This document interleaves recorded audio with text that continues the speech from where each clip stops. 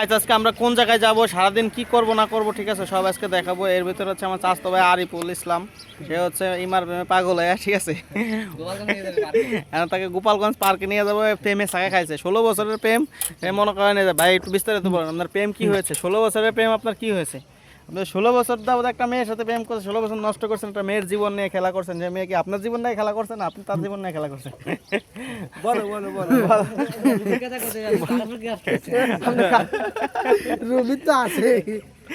বলো, এই যে আমাদের পারভেজ ভাই আছে সাথে, পারভেজ ভাই একটু বলে দেবেন ভাই, বলেন বলেন। বলো বলো। ওই যে 2016 সালে শুরু করছে, তো পরে 26-এ এসে হঠাৎ শুনে তার বিয়ে হয়ে গেছে। পরে আর কি সে কামে মানসিকভাবে এখন দুর্বল আছে।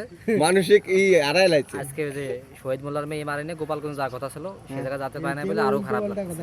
আর এই যে আমাকে শাহিন ভাই আছে, শাহিন ভাই হলো সাংবাদিক, টুনটুঙ্গি বেড়া সাংবাদিক। সাংবাদিক নাকি এসআই পদে আছে, ভালো আমার তো ভয় লাগে ভাই।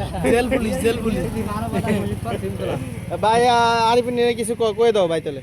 আমি আর কি করব, আমার আর কিছু নাই। বাইরে কার কিছু শেখ মে আর কি তোমরা কি যাইবা? আমি যদি কই এক ম্যাক খাইছে মনে